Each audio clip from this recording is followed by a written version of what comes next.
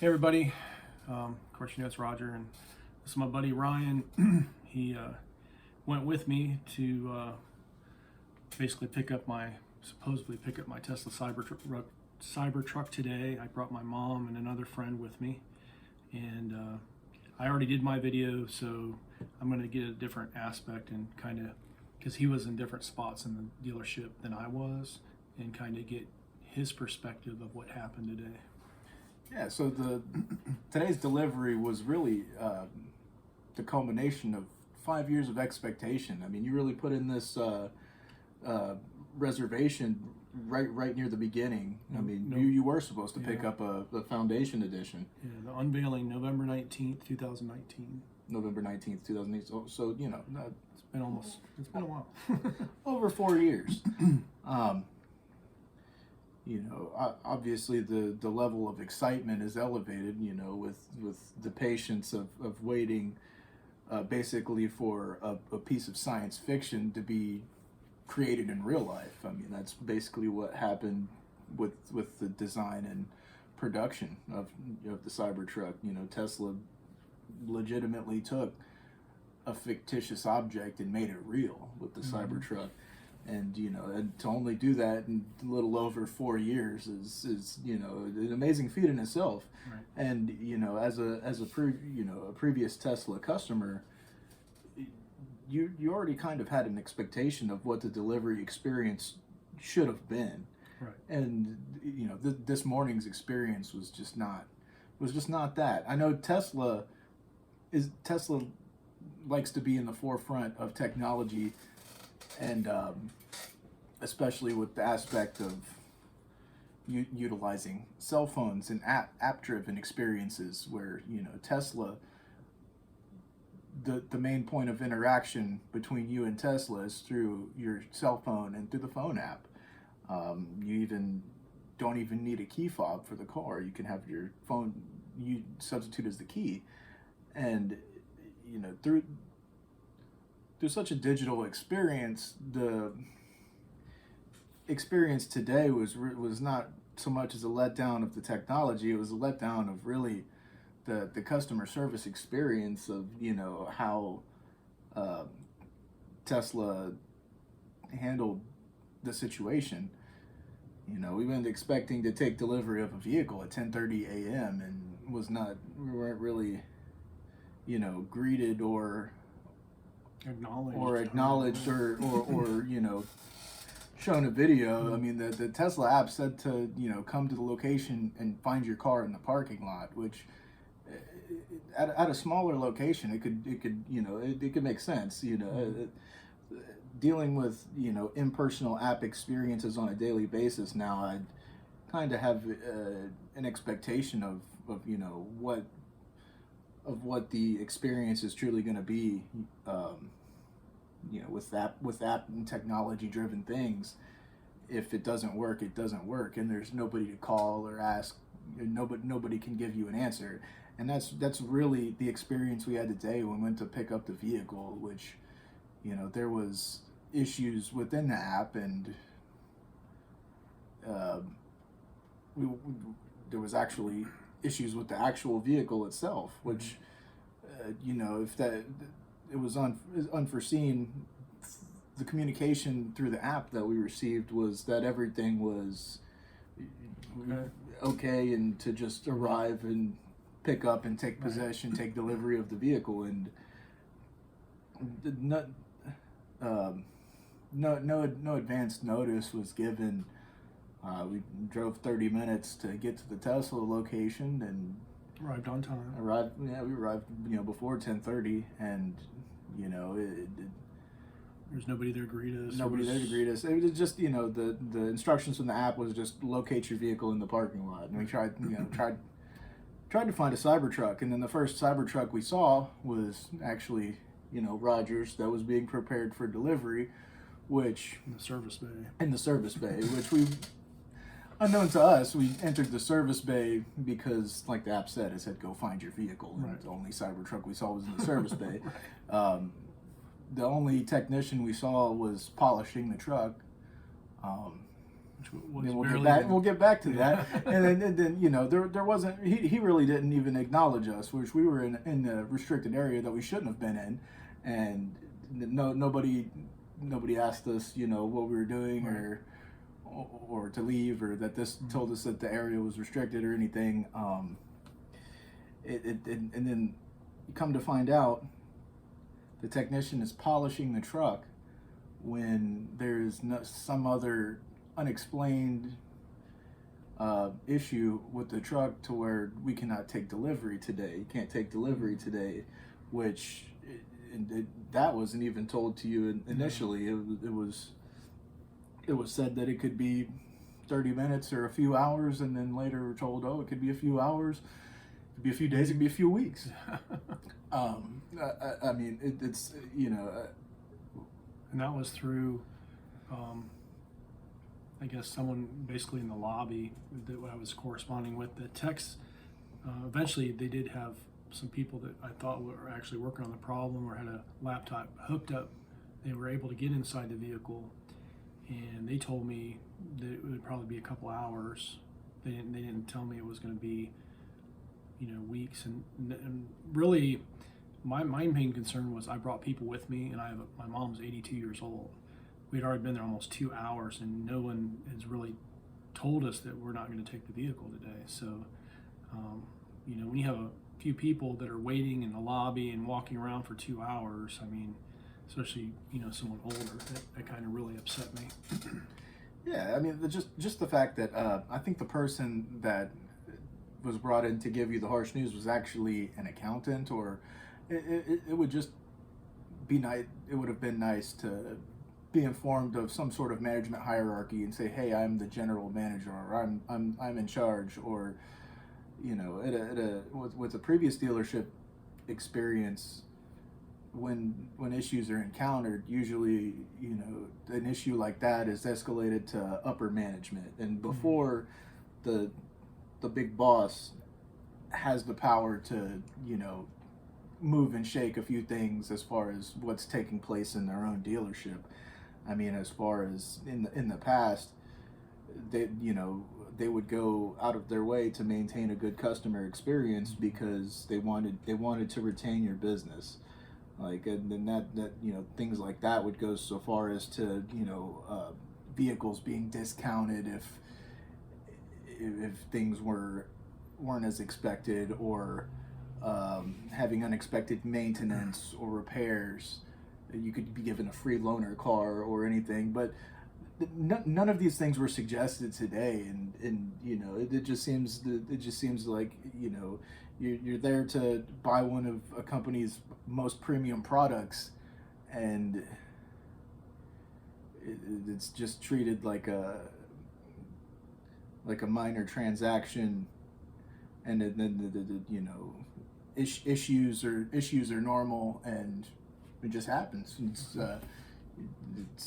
you know, that's really not something to be expected, especially when you're making such a big purchase and such a big investment. Yeah, nobody knows anything. Nobody can tell you anything. It was just kind of like, we're not sure. We'll call you back, or we'll text you when. And so, what am I supposed to do in the meantime?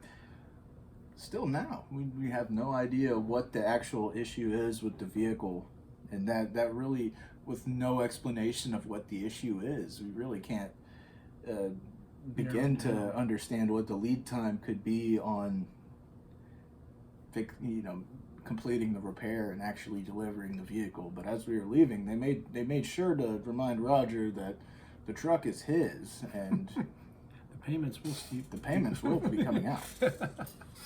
Yeah, it was just basically how it was handled.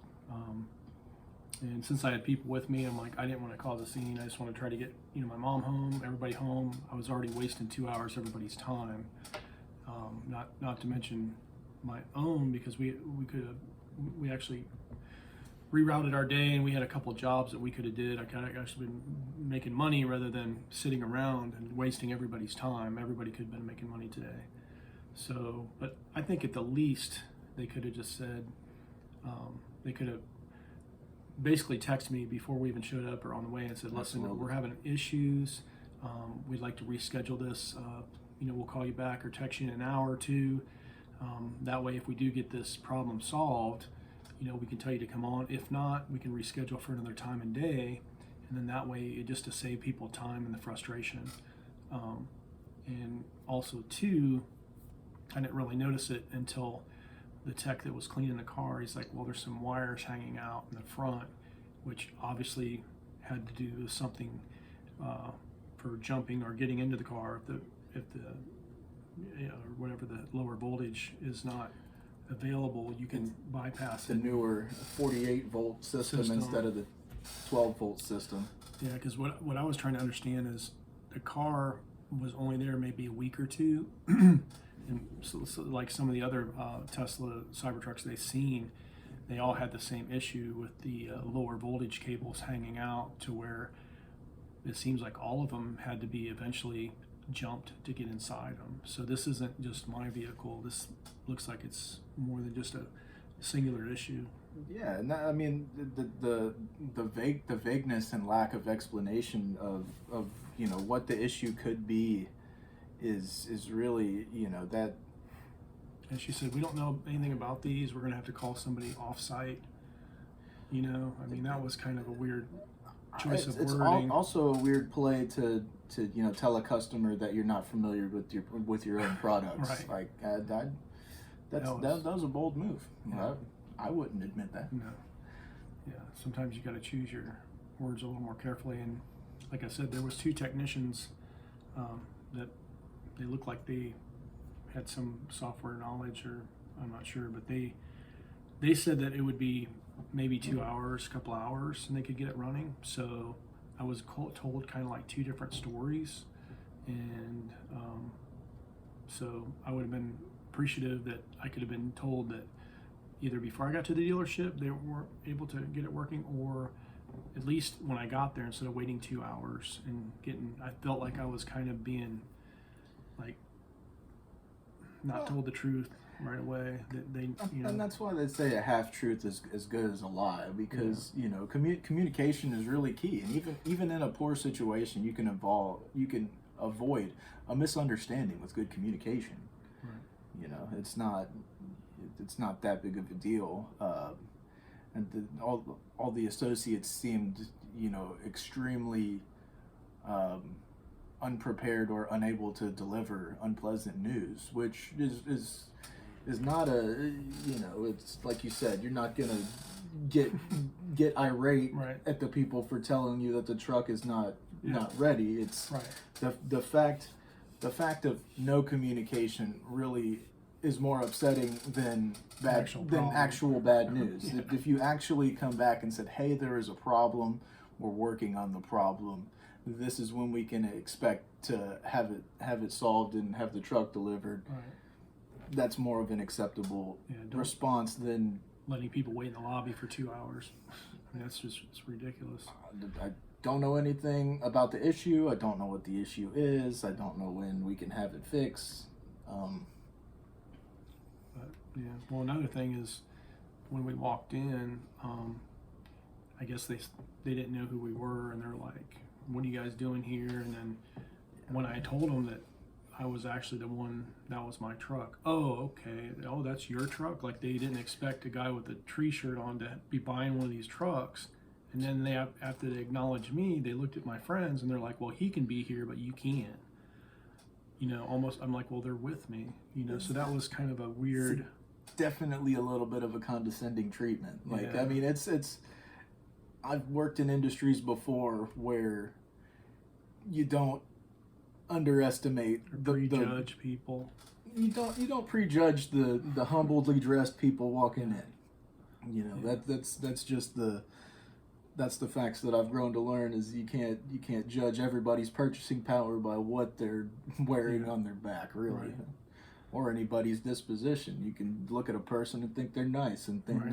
they're really not nice. I mean, right. So there was all around. It was just I would say it was a disappointing experience all the way around, from every aspect. So, but I just wanted to make sure that I wasn't the only one thinking that way. So that's why I had Ryan, and we talked to the my other friend Jamie, and he was actually surprised that I didn't lose my temper a little bit. He was like, you really handled that well without.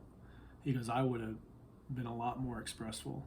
And absolutely, and you know, maybe rightfully so. And this, like I said, you know, just a little bit of communication would have gone a long way. You know, even people appreciate having the information. If you don't have the information, then you can't make a decision about it. And if you present the information after the fact, then as soon as I figured out they weren't going to fix it within an hour or two, I was out of there. I was like packing because up. There's no reason for us to wait around. Right. Like, I mean, once it was presented that okay, it's more than getting it polished up and ready. You know, working. It's not a jump start. It's a technical software. Yeah, like an actual issue that requires repair. Like it's you know. Working in the auto industry, vehicles go through a PDI, you know, a pre-delivery inspection before they're, you know, handed to their, you know, new owners, to the customer. And if you're going to deliver a vehicle at 10:30 in the morning, you would think that PDI inspection would have been done the day before or early in the morning, right? To where, you know, if the truck is not deliverable, then we could prevent the customer from even coming in and preventing the miscommunication or upset. Right. You know, I mean, that's the biggest thing is why, you know, why did they not? And I can understand too if they were like super busy. We were the only ones at the dealership that weren't employees, so it wasn't like there was assembly line. I mean, we were the only people that were there to pick up a vehicle. Yeah. There was one couple that was in service that I saw one time, but other than that, I didn't see anybody else in the whole plant except for employees. Yeah, I believe there was only a few service customers. There was nobody there to take delivery of a vehicle. There's only a few service customers waiting on their vehicles, and I think there was a Model 3 that was, when we pulled up, that was delivered, but other than that, and that was the only delivery before yours. Yeah. They mentioned that there was one delivery this morning before yours, and if you got to do the inspection on two vehicles in the morning, I don't see how it's you know, what time would you get there to have two vehicles inspected and ready for delivery by 10:30? I mean, it just goes to show that it's, you know, poor communication. Like if you know, sharing the information, if ball hadn't been dropped, if somebody had said, hey, this Cybertruck is not going to be ready for its delivery at 10:30. And it was kind of like let's reach out to the customer. Yeah. That's it, you know. And even after the fact, you know, I asked him, you know, about it, and then Jamie had to actually come out and say, listen, we need to know a time. We need to know exactly, like, how long can this possibly take? And until that time, they didn't really say anything. And after he said that, they said, well, it could be days, weeks, months, you know.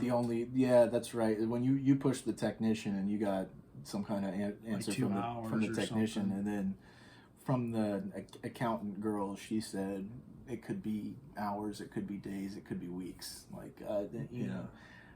That's you should have somebody on hand that's informed, and you should have somebody on hand that's really in charge that could say, okay, this is not right, this is how we can make it right, like, you know. But I understand the hierarchy of a corporate structure, and the hierarchy that Tesla has must not allow for customer service in extraneous situations. Well, I think that's about it. We will have another video, hopefully. When we take delivery. So we're going to call in and make sure that thing makes a few laps before we go back to the service center. Like, all right, we're going to put 20 miles on that sucker before we come back. But yeah, I was super excited. Like, I mean, I've been waiting for this thing. I had another video I'm going to have is through finance. I had a situation with finance. It was just, I felt like I was jumping through hoops for a while. I mean, because I ordered this truck. It was supposed to be $49,900. You know, I figured it'd go up $10,000, $20,000.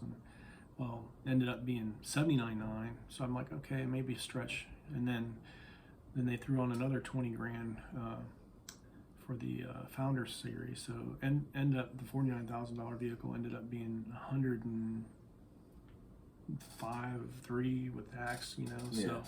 So it's double. It's ballooned a little double. bit. Yeah. But I kind of took it all in. I was like, you know what, I'm gonna still try to make this happen. And it's something that you wanted, and that you've really looked forward to now for 5 years, and that it's a long time coming. Like when you got the delivery email, it was a whole new set of problems as far as finding out who's gonna finance, and that's kind of a ball dropped in your court if you really don't know when to expect to take delivery. How can you prepare financing in any kind of advance? And this is something to add to it, is because I knew I was getting the truck, but they told me basically at 7 or 8 o'clock at night on Saturday, the Saturday before Easter, that the truck would be ready. And so your initial delivery date was on Easter Sunday. Yeah. And you were informed Saturday, the night before Easter, that you were going to take delivery on Easter Sunday.